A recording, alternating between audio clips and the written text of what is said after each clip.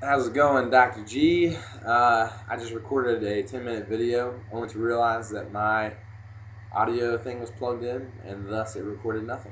But what I want to talk about is the Nieto Project. This is my Nieto Project. And so I'm going to go through some of the things that I learned from that book and some of the themes that I took away from it and what I thought about it and kind of review it right now.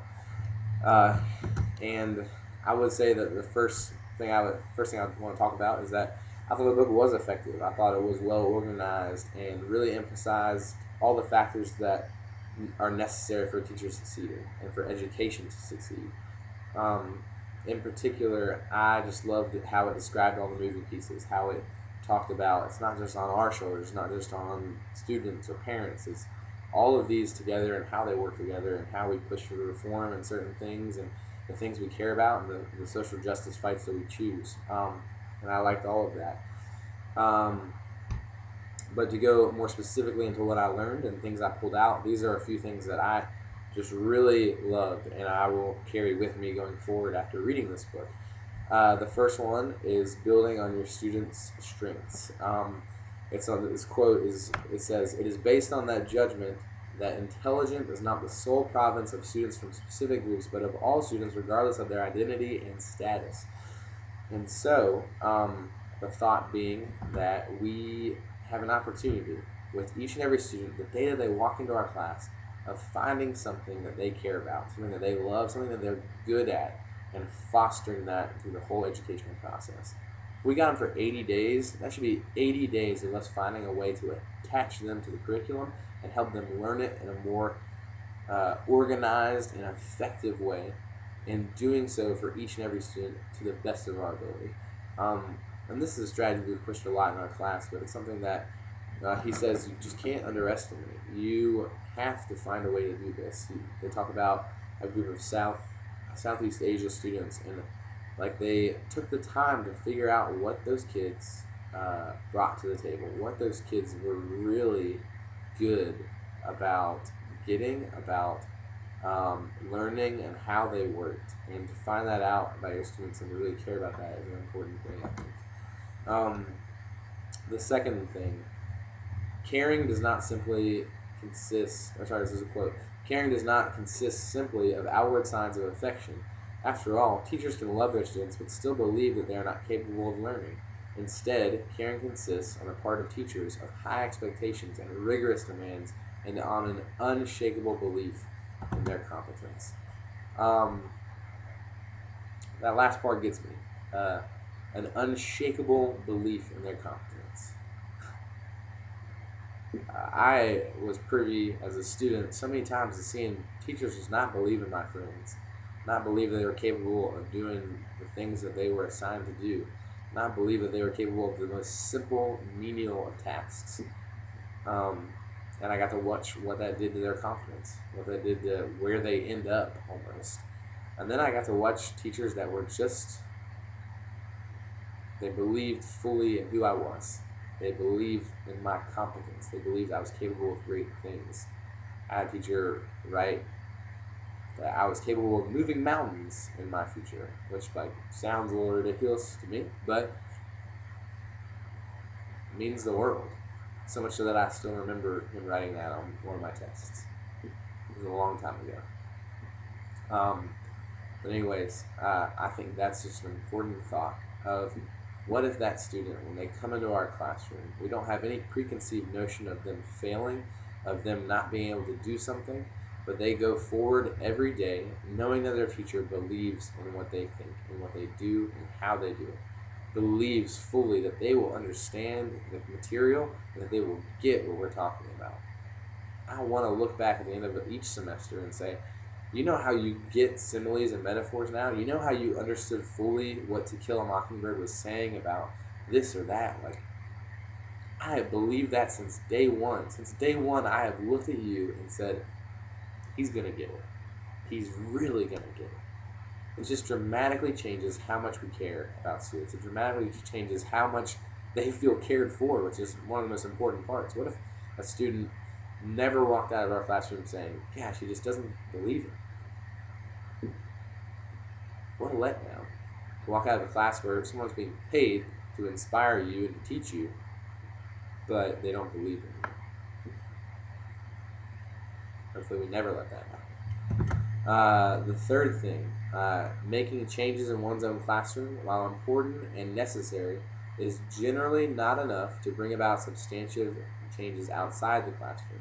And then another quote says, keeping up with the latest research and practice is an indispensable part of a teacher's continuing learning.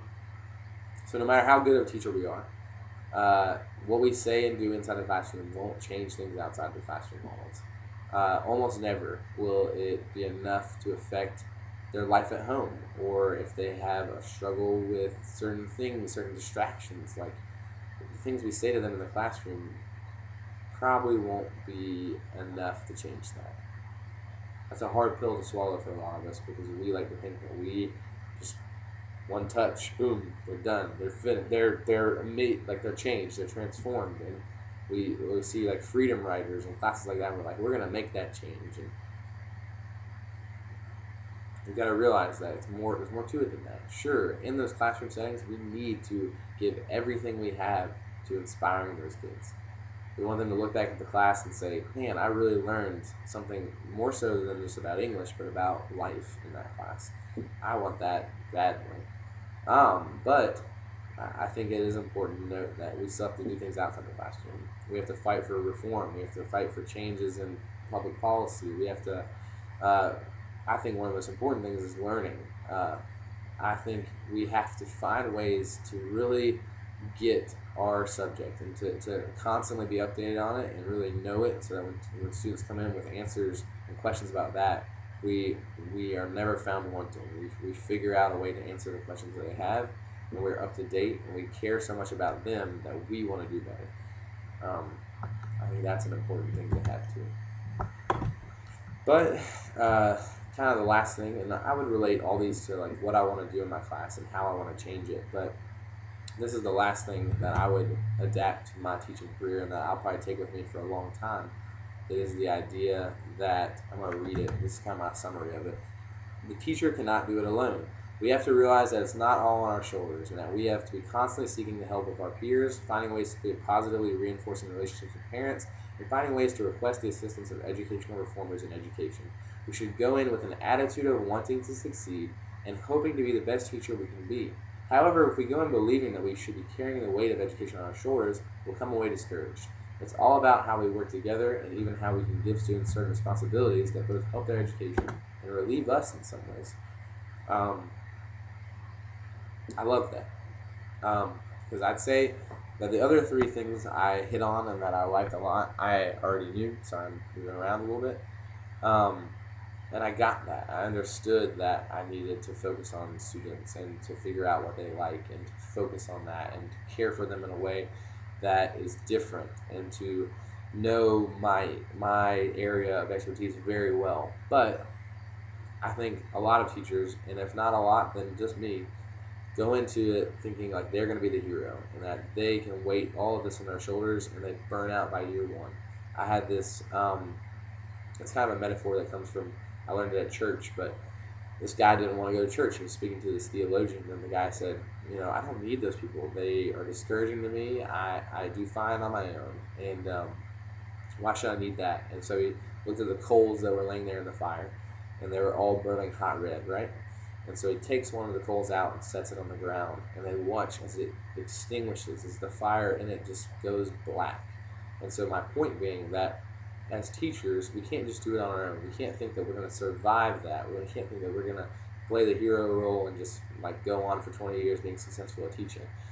If we are with others and we're using the community and the organizations and the principals and the other teachers and parents and students, and we get involved in that way, we will burn hot red. We will be like fire for those students, and we'll help them. But if we try to do it all on our own, we're going to burn out. We're going to have no light, no source, no heat, no anything to offer anyone. And so that's kind of what the Nieto Project reminded me of, or the Nieto book, and it fostered in me this desire to just care about students in a different way and to realize it's not all on my shoulders. I'm about to run out of time, but you're the man, Dr. G. Hope you enjoyed this. Bye. Goodbye now.